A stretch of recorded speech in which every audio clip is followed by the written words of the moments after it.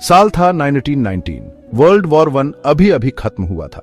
दुनिया बदल रही थी, लेकिन कुछ चीजें हमेशा की तरह टाइमलेस रहीं, जैसे समंदर की पुकार और आंख बढ़िया बने हुए जहाज की खूबसूरती। बैथ मेन में आंख नए जहाज का जन्म हुआ।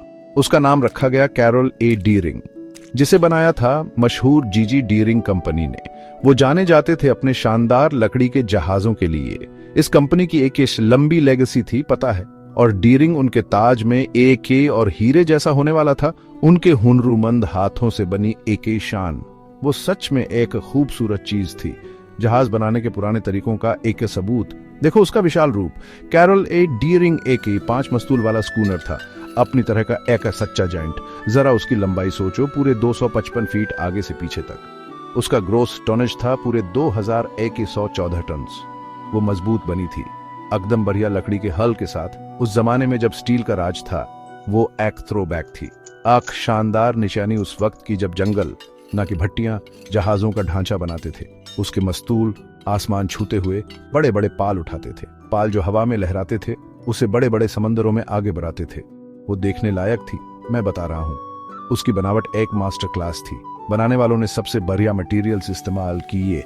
येलो पाइन उसके तख्तों के लिए मजबूत और टिकाऊ, व्हाइट ओक उसके ढांचे के लिए जो उसे एक ही जबरदस्त स्केलेटन देता था।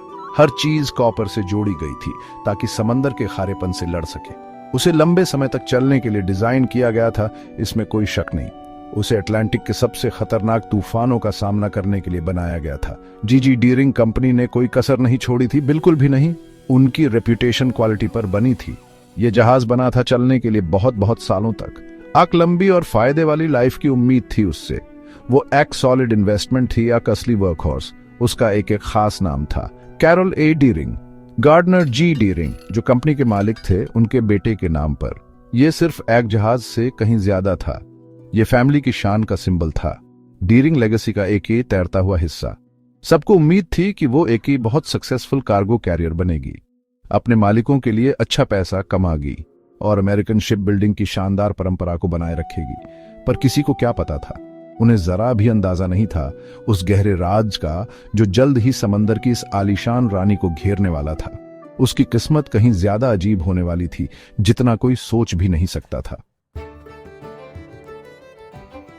अर्ली 20th सेंचुरी बड़े बदलाव का टाइम था, खासकर शिपिंग की दुनिया में। स्टील शिप्स समंदर के नए बादशाह बन गए थे। वो ज्यादा बड़े, ज्यादा तेज और अक्सर ज्यादा स्ट्रांग माने जाते थे। वुडन सेलिंग शिप्स जैसे हमारी डीरिंग अब कम ही देखने को मिलते थे। बहुतों को लगता था कि उनका टाइम ओवर हो गया, फिनिश्ड। लेकिन कैरोल ए डीरिंग एक एक्सेप्शन थी। वो एक बोल्ड स्टेटमेंट थी, रियली। वुड और सेल की इंड्यूरिंग अपील का एक ही टेस्टमेंट थी। वो शान से खड़ी थी, एक वुडन टाइटन, एक ऐसे एज में जो आयरन और स्टीम से डोमिनेट होता जा रहा था। तब ऐसा वेसल बनाना एक ही ब्रेव चॉइस था।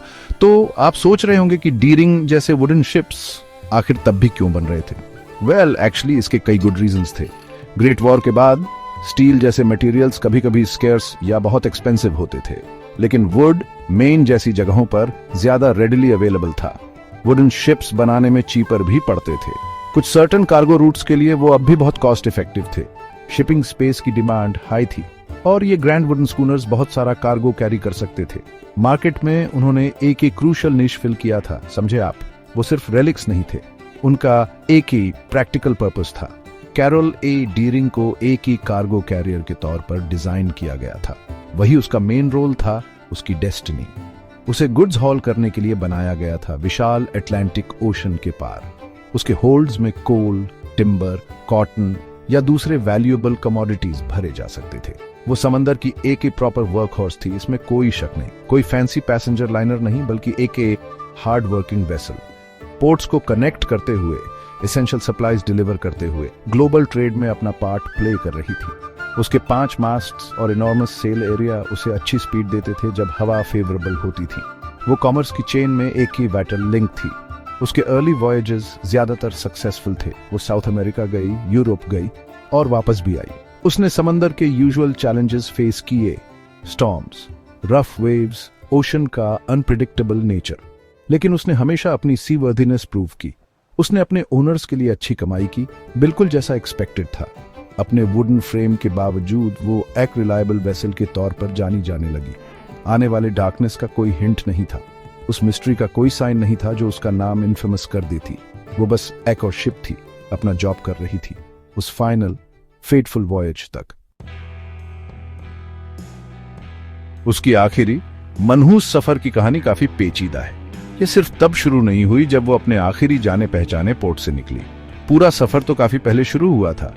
22 अगस्त 1920 को कैरोल ए डियरिंग नॉर्फोल्क वर्जीनिया से रवाना हुई। उसके होल्ड्स कोयले के पूरे कार्गो से लदे हुए थे, कीमती फ्यूल जो एक दूर दराज पोर्ट के लिए था। उसकी मंजिल थी रियो डे जनेरो, ब्राजील, दक्षिण की ओर एक लंबा सफर इक्वेटर के पार। इस समय कैप्टन विलियम एच वॉरमेल कमांड में थे। एक ही एक्सपीरियंस सेलर उन्हें कार्गो को हिफाजत से पहुंचाने का काम सौंपा गया था। सब कुछ रूटीन लग रहा था, बस एक और लंबा सफर। डीरिंग बिना किसी बड़ी घटना के रियो दे जनेरो पहुंच गई। कोयला सक्सेसफुली डिलीवर हो गया, लेकिन फिर मुश्किल आ खड़ी हुई।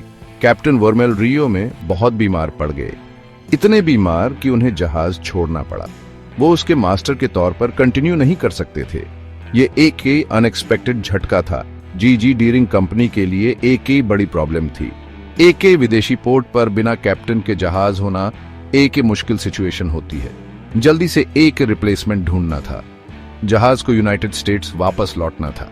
कमांड में यह बदलाव आगे होने वाली घटनाओं की चेन में एक ही क्रूशियल लिंक साबित होने वाला था। रियो में एक नया कैप्टन हायर किया गया। उनका नाम था विलियम मेरिट। वो 66 साल के थे, एक वेटरन मैरिनर। वो एक ही अच्छे चॉइस लग रहे थे, स्टेडी और एक्सपीरियंस्ड। कैप्टन मेरिट अपने बेटे सैवल मेरिट को फर्स्ट इंजीनियर के तौर पर साथ लाए। अब ये उनकी जिम्मेदारी थी कि कैरोल ए डीरिंग को घर वापस लाएं, वापस नॉर्फोल्क वर्जीनिया। जहाज अब उनके हाथों में था। उन्हें एक एक क्रू मैनेज करना था, एक एक बड़े वेसल को नेविगेट करना था। जिम्मेदारी बहुत बड़ी थी। उन्होंने जहाज को उसके उत्तर की ओर के सफर के लिए तैयार किया। ऐसा सफर जिससे कुछ लोग कभी वापस नहीं लौटने वाले थे। कैरोल ए डीरिंग 2 दिसंबर 1920 को रियो डे जनेरो से रवाना हुई। वो ज्यादातर खाली जा रही थी, या शायद स्टेबिलिटी के लिए कुछ बैलस्ट के साथ। उसका मेन मिशन पूरा हो चुका था। अब बस घर वापसी का लंबा सफर था। हजारों मील खुले समंदर के पार, साउथ अटलांटिक, फिर कैरिबियन और आखिर में नॉर्थ अटलांटिक कोस्ट। एक ऐसा सफर जो इतने बड़े वेसल और एक एक्सपीरियंस्ड कैप्टन के लिए आसान होना चाहिए था। लेकिन समंदर हमेशा सरप्राइजेस से भरा होता है, और ये सफर, जैसा कि किस्मत को मंजूर था, बदनामी के लिए ही बना था। घड़ी की सुइयां एक बड़े रहस्य की ओर बेआचा रही थी।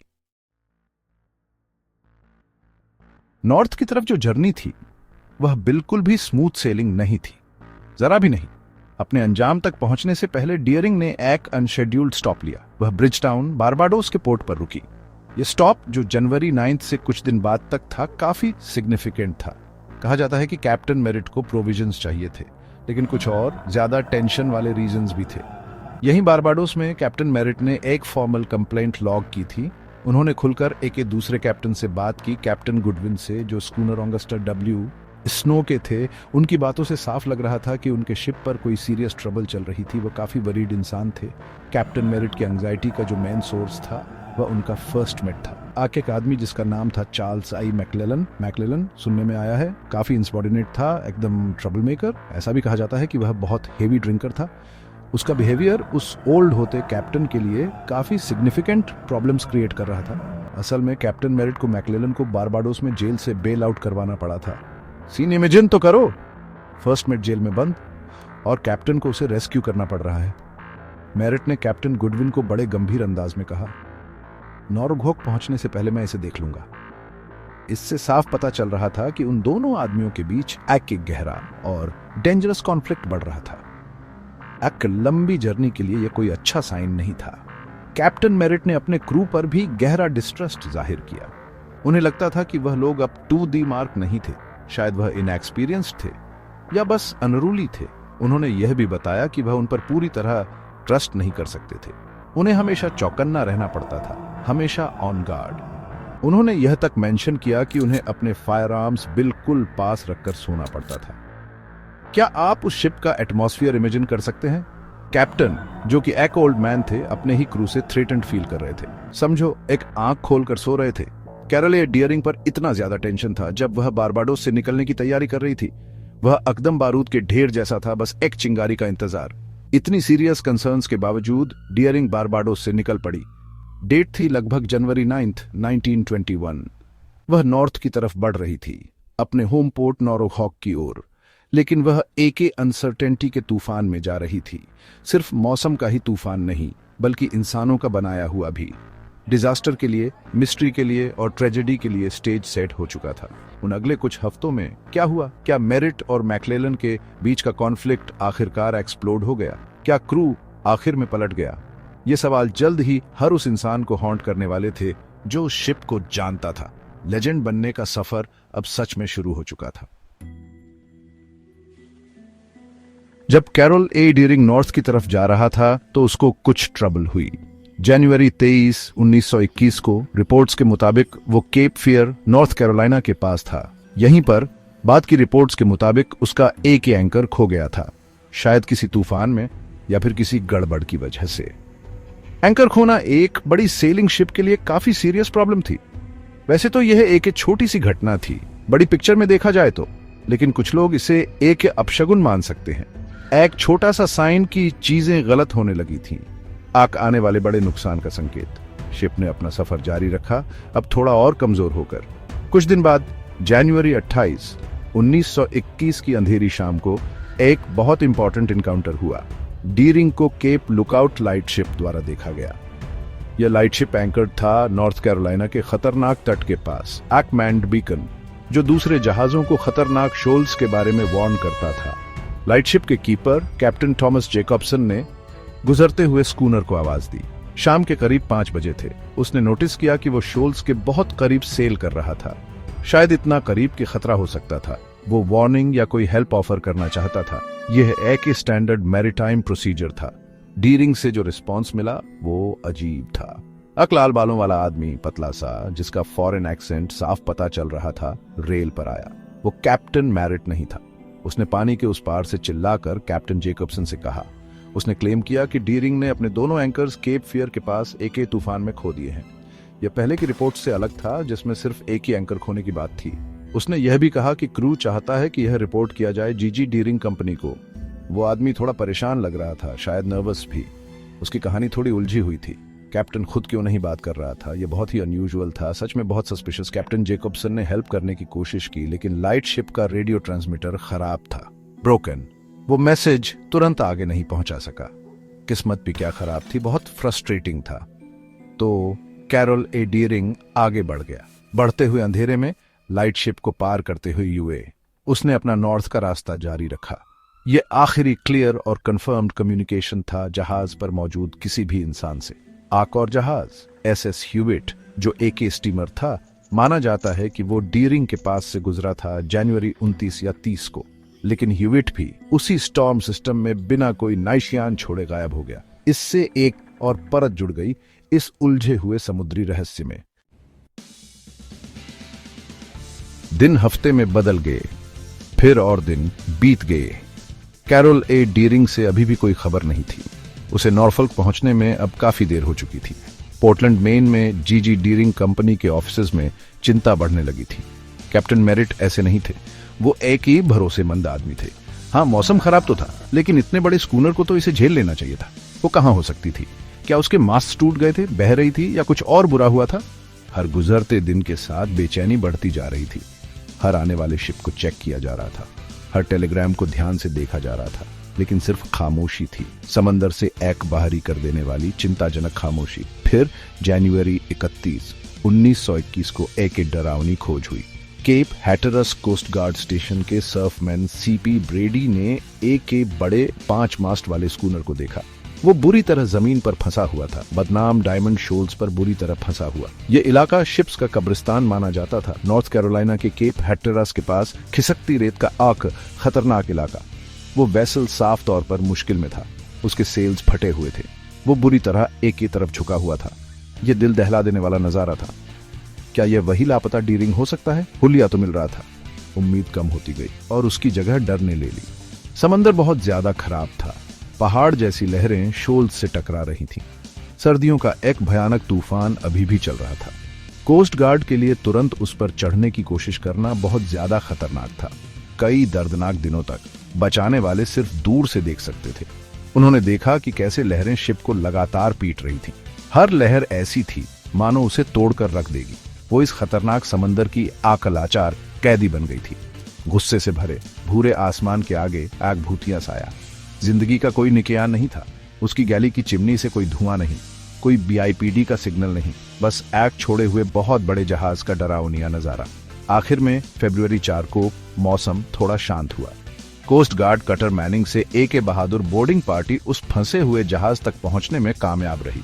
उन्हें जो मिला वो बहुत बेचैन करने वाला था। वो शिप सचमुच कैरल A डीरिंग ही था, लेकिन वो पूरी तरह से अकदम सुनसान था। बोर्ड पर एक भी इंसान जिंदा या मुर्दा नहीं मिला। उसके डेक्स पानी से भरे हुए थे, उसकी रिगिंग उलझी हुई थी। लगातार आती लहरों ने पहले ही काफी नुकसान पहुंचा दिया था। लेकिन उसके 11 लोगों का क्रू कहां था? कैप्टन मेरिट और उनका बेटा कहां थे? ऐसा लगा जैसे वो हवा में गायब हो गए हों। वो गोस्ट शिप मिल गया था, लेकिन उसके राज अब भी छुपे हुए थे। जो सीन बोर्डिंग पार्टी को दिखा वो बहुत ही अजीब था। ये एक ऐसा पजल था जिसके बहुत सारे टुकड़े गायब थे। डीरिंग के सेल्स अभी भी लगे हुए थे, या कम से कम कुछ तो थे ही। जैसे कि क्रू उसे ठीक उस पल तक चलाने की कोशिश कर रहा हो जब तक वो उथली चट्टानों से टकराई, या शायद उन्होंने उसे बहुत जल्दी में छोड़ दिया था। कुछ सेल्स हवा और लहरों से फट गए थे, बेकार में फड़फड़ा रहे थे। फिर भी जहाज पर दूसरी चीजें ज्यादा व्यवस्थित या कम से कम प्लान करके जाने का इशारा कर रही थी। जहाज जैसे अलग अलग कहानियां फुसफुसा रहा था। इन्वेस्टिगेटर्स के लिए यह सब बहुत कंफ्यूजिंग था। जहाज की गैली में एक और भी अजीब नजारा था। खाना लगा हुआ था, बर्तन स्टोव पर रखे थे, जैसे कि खाना बन रहा हो, या शायद जब मुसीबत आई तब खाना अभी अभी खाया गया था। इस डिटेल ने अजीब सी घबराहट को और बढ़ा दिया। कोई क्रू खाना खाते खाते जहाज क्यों छोड़ेगा, जब तक कि कुछ बहुत डरावना और अचानक न हुआ हो। कुछ ऐसा जिसने उन्हें सोचने का भी टाइम नहीं दिया, आंकने वाला खाने का भी टाइम नहीं मिला। वो अकेले पड़े बर्तन और कड़ाहियां अचानक आई किसी रुकावट की कहानी कह रहे थे, जैसे जिंदगी अचानक थम सी गई हो। ये बहुत ही रोंगटे खड़े कर देने वाली डिस्कवरी थी। जहाज की लॉग बुक मिली। उसकी आखिरी फॉर्मल एंट्री 23 जनवरी की थी। उसमें रोजाना का नेविगेशनल डेटा था। कुछ भी अजीब नहीं था, लेकिन इन्वेस्टिगेटर्स को बाद में दूसरी और भी रहस्यमय लिखावटें मिली, घसीट कर लिखे हुए नोट्स जिन्हें पढ़ना मुश्किल था। इनमें से कुछ नोट्स किसी और की हैंडराइटिंग में लग रहे थे, कैप्टन मेरिट की नहीं। इससे इशारा मिलता था कि शायद 23 जनवरी के बाद किसी और ने जहाज पर कब्जा कर लिया था, या कम से कम कोई और एंट्रीज कर रहा था। ये एक ही बहुत इंपॉर्टेंट सुराग था। ये अनबन या शायद कमांड बदलने की तरफ भी इशारा कर रहा था। डीरिंग से कई जरूरी चीजें गायब थीं। जहाज का क्रोनोमीटर, जो नेविगेशन के लिए बहुत जरूरी होता है, वो गायब था। दूसरे नेविगेशनल इंस्ट्रूमेंट्स जैसे सेक्सटेंट्स और चार्ट्स भी गायब हो गए थे। जहाज के ऑफिशियल कागजात और डॉक्यूमेंट्स कहीं नहीं मिल रहे थे। क्रू का निजी सामान भी ज्यादातर गायब था। और सबसे इंपॉर्टेंट बात, जहाज की 2 लाइफ बोट्स गायब थीं। इससे पक्का इशारा मिलता था कि क्रू ने जानबूझकर जहाज छोड़ा था। एक अजीब सी कहानी आज भी मशहूर है आग 6 पंजों वाली बिल्ली के बारे में, जिसके जिंदा मिलने की बात कही जाती है, जो जहाज की मैस्कॉट थी। हालांकि बाद में ऑफिशियल रिपोर्ट्स ने इस बात को झुठला दिया, पर बिल्ली की कहानी ने इस किस्से में लोक कथा वाले रहस्य की एक और परत जोड़ दी। शिप के खाली मिलने के बाद अलग अलग थ्योरीज जोर शोर से आने लगी। कैरल ए डीरिंग पर सवार उन 11 आदमियों का क्या हुआ होगा? म्यूटनी एक ही बहुत ही स्ट्रॉन्ग पॉसिबिलिटी लग रही थी। कैप्टन मेरिट की अपने फर्स्ट मेट चार्ल्स मैक्लेलन के साथ जो परेशानियां थीं, वो पब्लिक नॉलेज थीं। बारबाडोस में मैक्लेलन के इनसबॉर्डिनेशन और ड्रिंकिंग की उनकी कंप्लेंट्स, क्रू पर उनका डिस्ट्रस्ट। क्या जो टेंशन्स अंदर ही अंदर पक रही थीं, वो आखिर में फूट गईं? क्या मैक्लेलन ने कैप्टन मेरिट और उनके बेटे के अगेंस्ट म्यूटनी कर दी? सर्कमस्टेंसेस को देखते हुए यह एक प्लॉजिबल सिनेरियो था। हाई सीज पर एक वायलेंट टेक ओवर। अगर म्यूटनी हुई थी तो फिर क्या हुआ? शायद म्यूटिनियर्स ने कंट्रोल पाने के बाद खुद शिप सेल करने की कोशिश की। मे बी वो इनकॉम्पिटेंट नेविगेटर्स थे, मे बी वो स्टॉर्म में फंस गए और उनका शिप ग्राउंड हो गया, या फिर म्यूटनी के बाद उन्होंने डीरिंग को अबैंडन करने का सोचा। वो लाइफ बोट्स लेकर शोर की तरफ निकल गए होंगे, या मे बी उन्हें किसी दूसरे वेसल ने, शायद कोई फॉरेन शिप ने उठा लिया और वो गायब हो गए। इस थ्योरी के बहुत सारे सपोर्टर्स थे, स्पेशली इसलिए क्योंकि शिप के पेपर्स और वैल्यूएबल नेविगेशनल इक्विपमेंट मिसिंग थे। ऐसी चीजें जो म्यूटिनियर्स ही अपने साथ ले जाते हैं। इसमें काफी दम था, है ना। फिर एक और थ्योरी थी, थोड़ी ज्यादा रोमांटिक और ज्यादा टेरिफाइंग, पायरेट्स। ये सुनने में बिल्कुल वैसा लगता है जैसे पुरानी स्टोरी बुक्स में होता है, सदियों पहले वाली। लेकिन अर्ली 1920s में पायरेसी पूरी तरह से पास्ट की बात नहीं हुई थी, स्पेशली कुछ रिमोट वाटर्स में या ऐसे एरियाज में जहां लॉलेसनेस थी। क्या प्रोहिबिशन के टाइम इलीगल दारू के बिजनेस में लगे रूथलेस रम रनर्स ने डियरिंग पर अटैक किया होगा? उसे अपना कोई राइवल समझकर, या बस प्लंडर के लिए? या फिर दूसरे अपॉर्चुनिस्टिक पायरेट्स जो अनसस्पेक्टिंग मर्चेंट शिप्स पर हमला करते थे, वो क्रू को हॉस्टेज बनाकर वैल्यूएबल चीजें चुराकर फिर शिप को डुबा देते या अबैंडन कर देते? यह एक चिलिंग थॉट था। और ऑफ कोर्स उस टाइम की कोई भी मैरीटाइम मिस्ट्री बर्मुडा ट्रायंगल के मेंशन के बिना कंप्लीट नहीं होती थी। कैरोल ए डियरिंग का रूट उसे इस इनफेमस रीजन के पास से ले गया था। एक ऐसी जगह जहां बहुत से शिप्स और एरोप्लेन्स मिस्टीरियस सर्कमस्टेंसेस में गायब हो गए थे।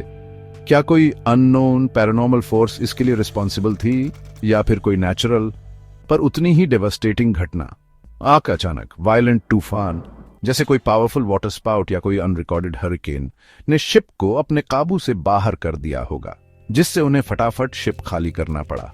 इन थ्योरीज के लिए हार्ड एविडेंस तो कम थे, पर इन्होंने पब्लिक की इमेजिनेशन को कैप्चर कर लिया था। लोगों को यही एक अच्छी मिस्ट्री बहुत पसंद आती है, क्या कह सकते हैं।